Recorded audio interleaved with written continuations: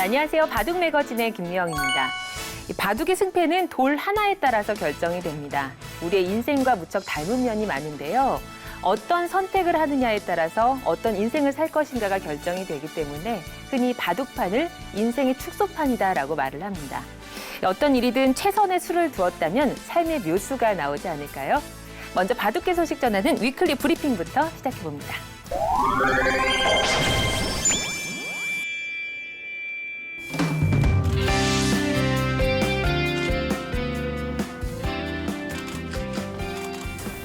많이 따라줬던 것 같아요. 앞으로도 명전은 좀 2대0 치고 한두 판이라도 이겨서 3, 4국, 뭐 4국이나 5국까지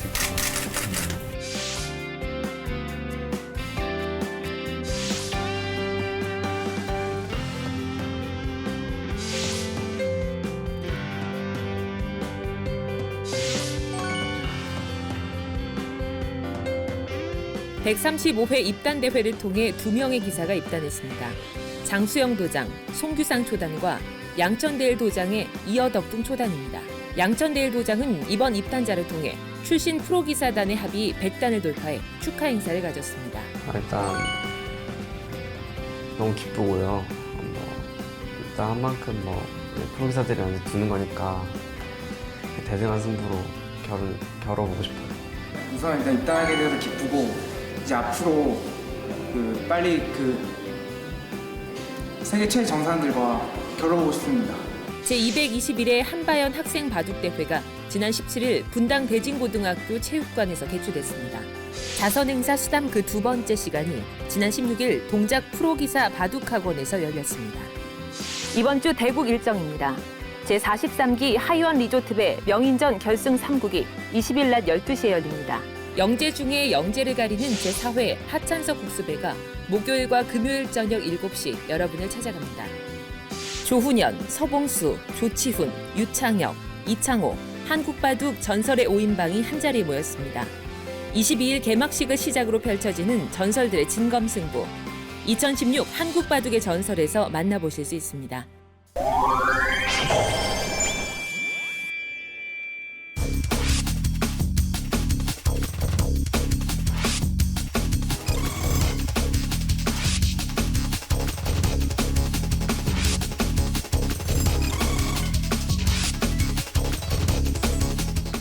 요즘 경기를 같이 안 해봐서 굉장히 궁금한데 굉장히 설레고 재밌을 것 같습니다. 저는 크게 부담을 느끼지 않고요.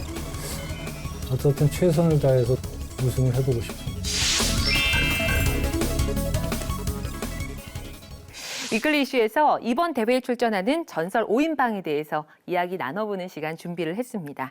이 한국 바둑의 시시콜콜한 이면까지 잘 알고 계신 분들 모셨습니다. 바둑리그 전문 안성문 기자 그리고 사이버오로의 손정수 상무이사 모셨습니다. 안녕하세요. 안녕하세요. 네, 오늘 아주 재밌는 얘기 많이 풀어주시면 감사하겠습니다. 네, 이번에 2016 전자랜드배 한국 바둑의 전설 어떻게 좀 예상을 해보시나요? 이번에 저도 발표한 내용을 보고 굉장히 놀랐는데요. 네.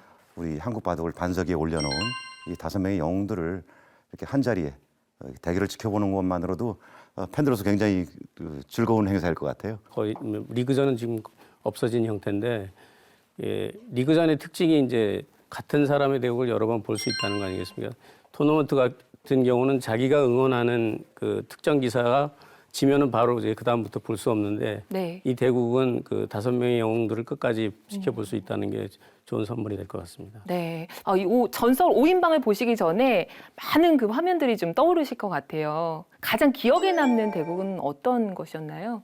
그 한국 바둑이 중국, 일본의 변두리에 있다가 그 세계의 정점으로 올라간 그 첫 신호탄이 그 조은현 구단의 89년 응시배 우승이거든요. 네. 그 당시에 뭐 이제 카퍼레이드도 하고 뭐 굉장한 뭐 이슈가 있었습니다만은 아마 바둑 전문가들도 그 당시의 감격은 거의 잊기가 어려울 겁니다.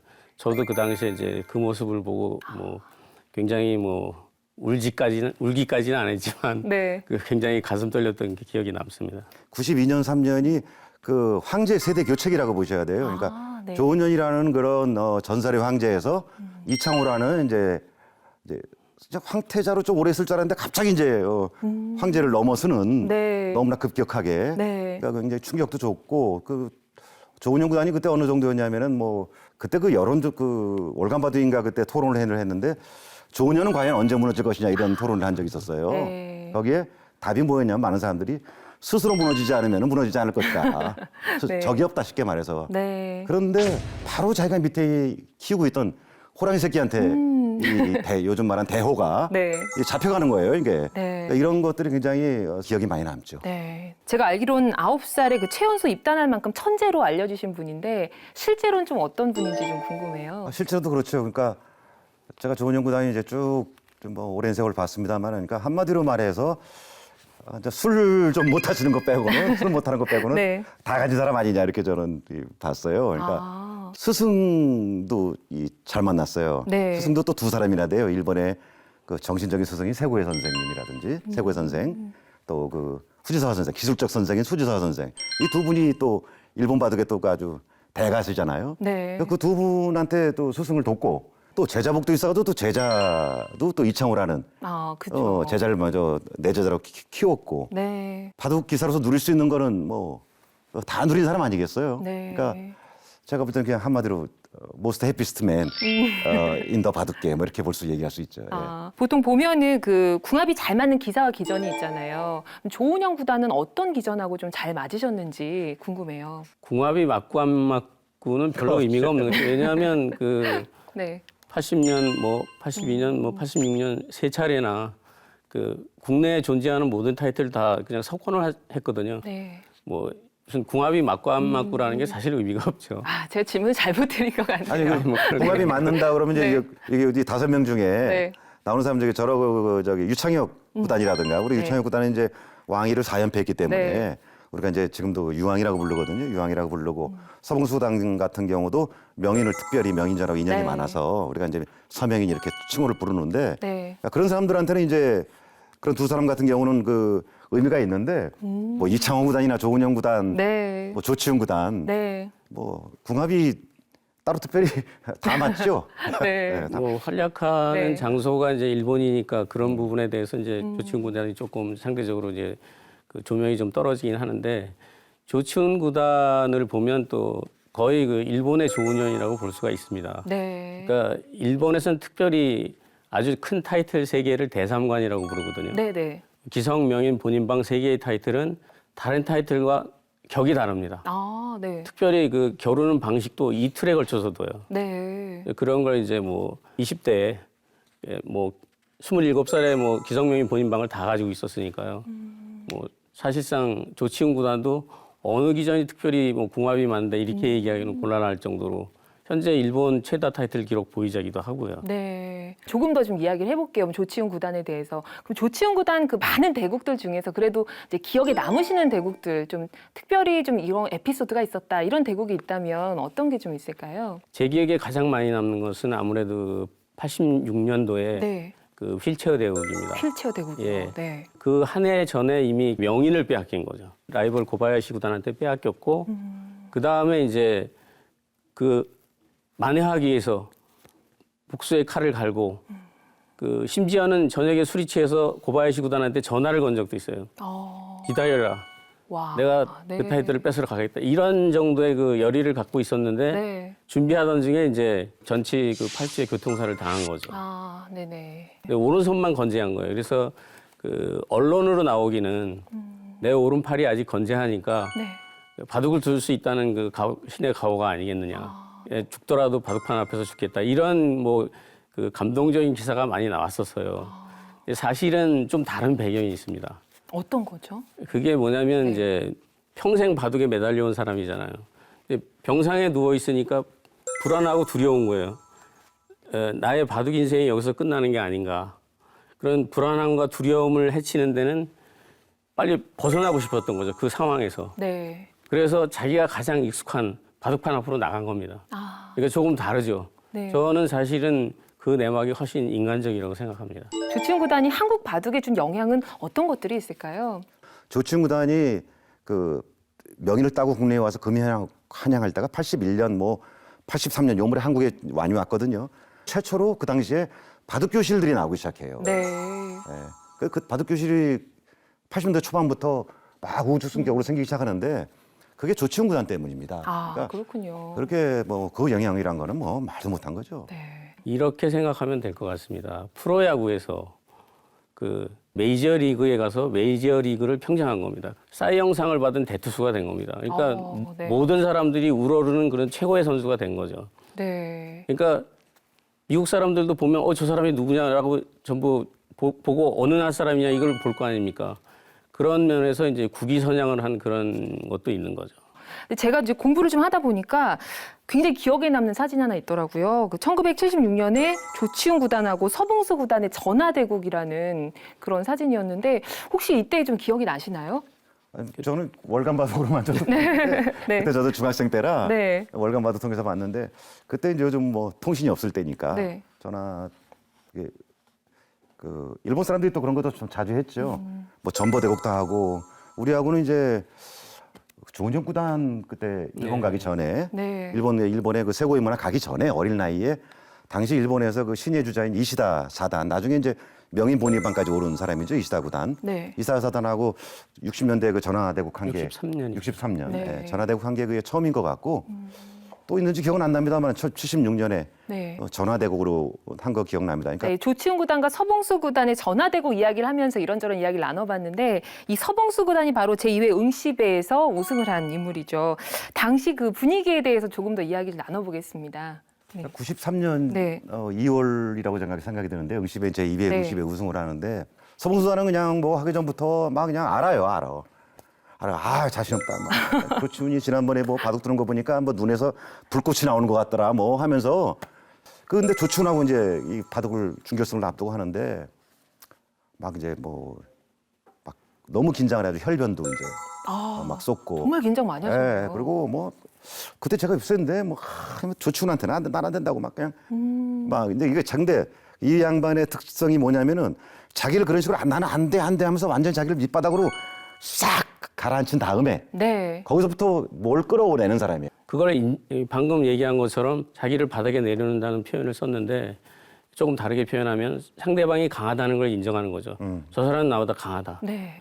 사실은 이창호 구단이 그 조은영 구단한테 이제 도전할 때 네. 그 넘어선 사람이 서봉수 구단입니다. 네. 근데 이창호의 그 14살, 15 이런 시절의 그 실력을 가장 먼저 인정해 준 게 바로 서봉수 구단입니다. 네. 어리지만 나보다 강하다.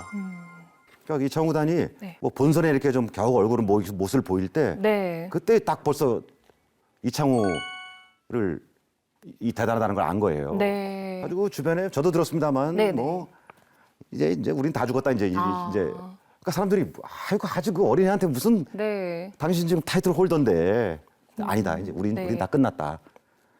본인이 그랬고 그 눈이 정확했잖아요. 네. 자, 그럼 이번에 이제 3회 응시배 우승 유창혁 구단 이야기를 좀 해보도록 하겠습니다. 당시 그 결승전에서 만난 요다 노리모토하고는 1회 삼성화재배에서 좀 패를 했었어요. 그랬다가 다시 이제 우승을 하면서 더 반응이 커졌을 것 같은데 그때 분위기는 또 어땠나요? 네. 물론 이제 한국 관계자들이나 그 팬들 입장에선 유창혁 구단이 둘 다 우승했으면 좋았죠. 네. 근데 유창혁 구단이 삼성화재배를 우승하고 응시배를 요다 노리모토 구단이 우승을 했다면 4회대에 과연 이창호 구단이 우승했을까도 약간의 의문입니다. 왜냐하면 네. 1인자라는 것은 항상 전대 1인자들이 이뤘던 성과를 목표로 삼고 그 이상을 뛰어넘기 위해서 나아가는 거거든요. 그런 의미에서 그 바통 터치를 네. 그 16년이나 우리가 이렇게 이어 내려온 거죠. 그런 면에서 유창혁 구단이 잘 징검다리를 놓아줬다 이렇게 생각합니다. 네. 정말 일부러 그러지 않았을까라는 생각이 들 정도 네. 아주 절묘한 연출이라고 볼 수 있는 거죠. 그렇군요. 네. 그 응시배 말고도 사실 유창혁 구단 굉장히 많은 대국도 치르셨는데 기억에 남는 대국 있으면 어떤 게 있을까요? 그건 아마 네. 제1회 기성전인가요? 기성전. 백두산 대국이죠. 네. 백두산 대국. 그런데 그 대국은 중단됐습니다. 당시 이제 중국 공안들이 와서 백두산 천지에서 매수를 두고 이제 그걸로 그림을 잡고 내려와서 이제 호텔에서 그 바둑을 두고 있는데 공안들이 쳐들어와 가지고 이제 중단시킨 거죠. 누가 당신들 마음대로 여기 와서 이런 거 하라 그랬냐. 그 당시만 해도 이제 뭐 여러 가지로 뭐 그 한중 관계가 지금 같지가 않았기 때문에 네. 아, 좀 아쉽네요. 네, 유창혁 구단도 또 이제 어린 시절에 10대 국수를 할 만큼 아주 천재였다라고 알고 있어요. 그리고 프로가 된 이력도 좀 독특한 걸로 알고 있거든요. 그러니까 제가 유창혁 구단을 처음 본 게 제가 중학교 2학년 때였어요. 네. 그러니까 제가 이제 충암중학교 2학년 때인데 그때 이제 그 당시에 그 사범님이 그 돌아가신 고 김수영 사범님이 저희 이제 바둑반에 오시더니 야 아주 저 인물 하나가 들어왔다 물건이 하나 들어왔다 초등학교에 그래서 이제 한번 데려오셨어요. 초등학교 아마 4학년 때인가 아마 5학년 때인가 그랬을 거예요. 아마 유창혁 구단이. 제가 볼 때는 그 딱 엄친아 같았어요. 엄친아. 아, 그 지금은 좀 통통해졌어요. 애가 완전 이제 뭐 꽃미남이셨는데. 나이도 좀 네. 하고 뭐 네. 지금도 피부는 좋습니다만 좀 네. 통통해졌는데 굉장히 원칙이 강하고 또 자신이 해야 할 역할 네. 또 이런 그 카리스마도 있고 이런 것들이 이제 강해요. 또 개인적으로 만나면 또 자상한 면도 굉장히 있어요. 네. 그런 것들이 이제 유창혁 구단이죠. 이창호 구단이 바둑으로서는 그 1인자가 됐지만 나이가 네. 어리기 때문에 네. 그 뭐 요즘 응팔에서도 그런 얘기 많이 나오지 않습니까? 바둑은 최고인데 생활치라 뭐 이런 말이 많이 나오죠. 그런 부분에서 이제 좋은 뭐 조언 같은 것들을 많이 해준 것 같아요. 이런 상황에서 이렇게 처세를 하는 게 좋다. 뭐 이런 상황이 되면 뭐 이렇게 하는 게 좋겠다라고 뭐 조언을 많이 해준 것 같습니다. 네. 요즘에 워낙에 또 응답하라 1988 그 바둑 인기가 뜨거우면서 최택이라는 인물이 또 이창호 구단하고 실제 그 모티브를 받은 인물이다 해서 굉장히 관심이 많아요. 근데 상하이 대처 그 부분은 사실 드라마에서도 살짝 나왔는데 열기가 대단하더라고요. 그때 그 반응이 좀 궁금한데 중국에서도 굉장히 반응이 뜨거웠을 것 같아요. 굉장했죠. 지금 네. 당시에 이제 그 농심 신라면배에 제가 관전 기자였기 때문에 네. 가장 가까운 거리에서 이제 봤다고 얘기를 해야 될 텐데 중국에서 우리나라 사람, 한국 사람 이런 구별이 없이 정말 이 사람은 세계 바둑의 보배다 이런 정도의 그 감정이 있었어요. 그래서 그 상하이에서 뭐 다들 잘 아시겠지만 그 5연승을 해서 한국을 우승시켰거든요. 그러고 나서 뭐 삼국지의 고사를 끌어내고 시를 끌어내서 뭐 일부당관 만부막관 해가지고 한 사람이 관문을 지키니까 만군의 병사가 다 소용이 없더라 뭐 이런 그렇게 칭찬을 해주고 띄워준 겁니다. 그리고 이창호 구단의 전성기하고 그 상하이 대국이 마지막으로 겹치는데요. 저는 이창호 구단의 전성기 2005년까지로 봅니다. 근데 2005년에 마지막 그 세계 타이틀을 땄어요. 실제로는 그 2007년에도 뭐 중한배라고 이제 대만에서 한 그 타이틀을 따긴 했는데 그건 그 메이저 기전이라고 얘기하기는 좀 미흡한 그런 기전이었고요. 실제로는 이제 2005년에 우승했던 출란배가 이제 마지막 타이틀이라고 저는 생각하는데 그때 제가 창사회를 따라갔었습니다. 그때 이제 우리나라로 치자면 대통령인 거죠. 그 일개 성이 뭐 이런 그 우리나라보다 더 크고 뭐 이러니까요. 그런 정도의 그 고위 관료직까지 다 나와서 이창호를 영접한 겁니다. 그 어두운 밤에 이제 호텔로 도착했는데 붉은 카페트를 호텔까지 쫙 깔아놓고 들어가는데 뭐 도열해서 박수를 치는 거예요. 세계적인 영웅이 왔다는 거죠. 그 관계자들 중에 한 사람이 기띔을 하는데 이 동네에서는 그 장점이나 후진타운은 몰라도 이창호는 안다. 네. 그럴 정도로 그런 세계적인 영웅 대접을 받고 있었어요. 네. 2000년 이제 사회 응시배 우승한 이창호 구단 한국 바둑에 아무래도 영향을 미친 점이 한두 가지가 아닐 것 같아요. 어떤 영향을 줬다고 좀 이야기를 할 수 있을까요? 우선 80년대 조치훈 구단이 명인을 따고 나서 우리나라에 그 바둑 키드들이 많이 생기고 바둑 교실들이 우죽처럼 이렇게 생겨났다 이런 얘기를 했는데 네. 그런 일들이 이창호 구단이 등장하면서 폭발적으로 늘어난 겁니다. 거의 뭐 붐이라고 해야 될 정도로 순식간에 바둑 교실이 전국에 뭐 많이 늘어날 때 2,000개까지 가까이. 2,000개까지. 현재는 네. 뭐 그 4분의 1 정도로 줄었을 겁니다. 그 정도로 폭발적으로 늘어나가지고 아이들한테 바둑을 가르치지 않으면 뭐 대화를 할 수 없을 정도로 그 정도의 붐을 일었죠. 그 조치훈 구단이 그 처음 할 때 첫 번째 기폭제가 됐던 거는 그 한국 바둑의 한국 사람들의 자존심, 네. 그다음에 국민들의 바둑에 대한 격에 대한 관심을 심어주는 의미에서 좀 반석을 놨다고 보고요. 그거 수준을 한중일을 거의 대등하게 또는 좀 더 낮게 만들어 놓은 사람이 조은영 구단이고 완벽하게 세계가 이창호를 일본 신문에서 썼잖아요. 네. 세계가 이창호를 쫓는 시대라고. 예. 네. 그러니까 완전히 일본이나 중국이나 아이고 이제 우리는 그냥 이렇게 완벽하게 인정하게 만든 사람이 이창호 구단이니까. 네. 오늘 이 두 분 덕분에 22일에 개막하는 그 2016 전자랜드배 한국바둑의 전설이 더 기대가 많이 되는 것 같습니다. 토, 일, 월 저녁 7시에 생중계된다고 하니까 많이 관심 가져주시고요. 저희도 열심히 응원하겠습니다. 오늘 귀한 시간 내주셔서 고맙습니다.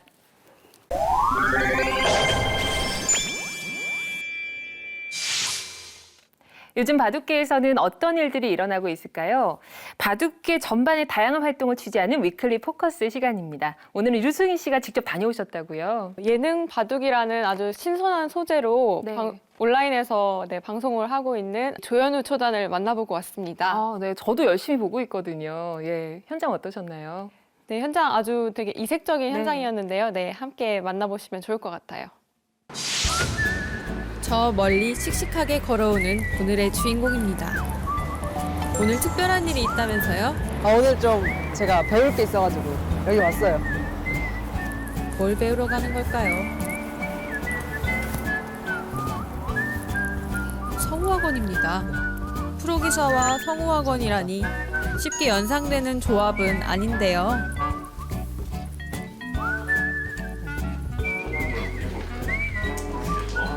수업이 시작됩니다. 아니 조현우 초단 어딜 보시는 거예요? 수업에 집중하세요. 말을 계속 하잖아요. 근데 뭔가 좀 더 다양한 목소리를 내고 싶었고 그걸 배워놓으면은 할 수 있는 활동 영역이 좀 넓어질 것 같아서 네 그래서 배우고 싶었어요. 네.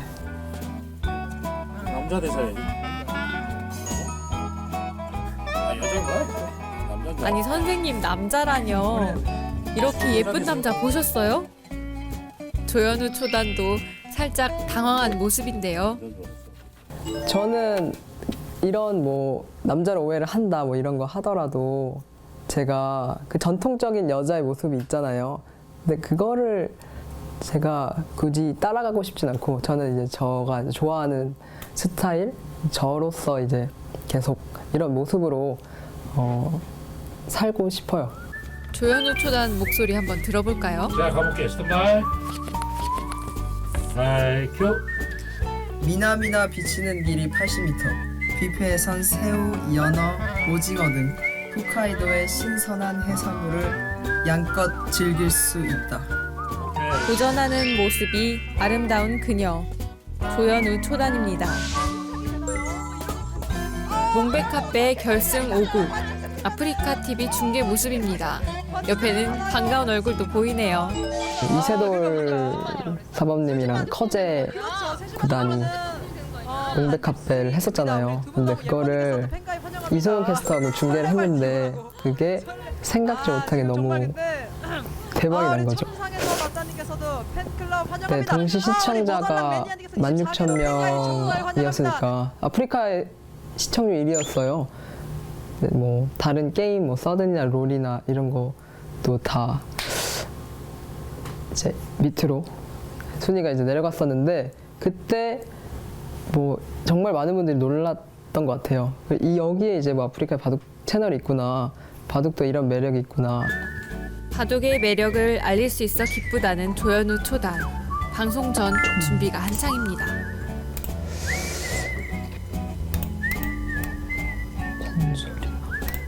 일주일에 2번씩 바둑된 날이 있는데 그게 금요일이랑 토요일이에요.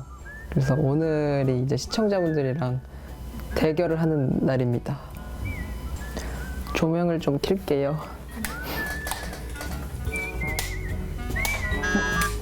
꺼졌나? 이건 방송사고인데. 아니 콘센트가. 오늘 방송 못하는지. 조명 없이 해본 적이 없어가지고. 컨텐츠를 뭘 할까 맨날 새로운 거를 생각해야 되니까 머리가 진짜 아파요. 일단 하나에서부터 10까지 다 해야 되잖아요. 그리고 막 리액션 이런 거 있잖아요. 막 춤. 처음에 솔직히 진짜 너무 오글거리고 바둑만 뒀는데 그런 뭐 제가 춤을 춘 것도 아니고 정말 안 해본 거 맞으세요? 몸살 같은데.